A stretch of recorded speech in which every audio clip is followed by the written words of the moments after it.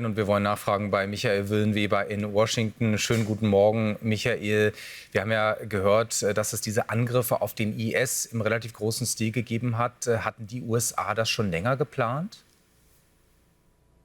Ja, das hatten die USA offensichtlich tatsächlich schon länger geplant und haben jetzt die Gelegenheit genutzt zuzuschlagen. Und zwar ja mit großem Besteck, mit B-52-Bombern, A-10 Bodenkampfflugzeugern, F-15 und dann 75 Stellungen angegriffen. Also das ist schon ein herber Schlag. Damit will man tatsächlich den IS treffen. Und gleichzeitig, das muss man jetzt in dieser Situation ja dann auch sagen, ist es in einer gewissen Form auch eine Parteinahme dann für die Rebellentruppe, die ja selbst eine Terrororganisation ist, per Definition hier in den USA und auch von den UN ja als solche eingestuft wird. Aber offensichtlich ist man daran zu überlegen, zumindest diesen Status zu ändern in den USA. Man will kooperieren. Joe Biden hat ja auch gesagt, dass er mit allen Beteiligten in Syrien reden möchte. Also die Amerikaner reden werden, also auch mit HTS. Das ist für Joe Biden offensichtlich eine Chance, aber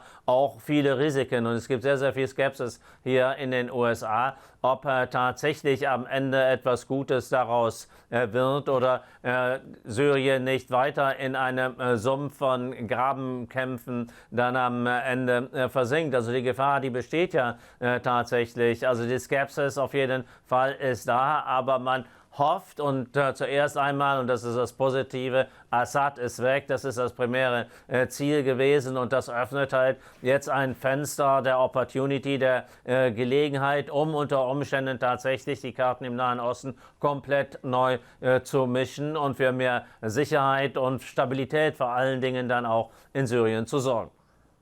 Das eine ist ja die Reaktion der Biden-Regierung, aber was hat der designierte Präsident Trump eigentlich mit Syrien vor? Er hat ja oft andere abweichende Pläne. Wie wird er seinen Einfluss nutzen? Also er hatte ja noch im Prinzip kurz vor dem Sturz von Assad Finger weg von Syrien gepostet und kein Engagement der Amerikaner in Aussicht gestellt. Also es hört sich dann deutlich nach weniger an, was Joe Biden bereit ist zu investieren. Und die Frage stellt sich natürlich dann auch, was ist mit den 900 amerikanischen Soldaten, die in Syrien stationiert sind, im Süden und im Nordosten Syriens. Will Donald Trump sie abziehen. Offensichtlich gibt es in seiner Mannschaft doch noch viel größere Skepsis bezüglich HTS, dass tatsächlich etwas positiv daraus gedeihen könnte aus der jetzigen Situation. J.D. Vance zum Beispiel hat das, also der designierte Vizepräsident, hat das zum Ausdruck gebracht, auch in einem Post. Also die Frage ist Donald Trump ähnlich bereit, Mühen zu investieren, vielleicht dann auch unter Umständen, wie wir ja jetzt gesehen haben, bei der Attacke auf den IS auch Militär einzusetzen, so wie Joe Biden. Das ist also im Moment völlig noch unklar. Michael, vielen Dank für diese Infos nach Washington.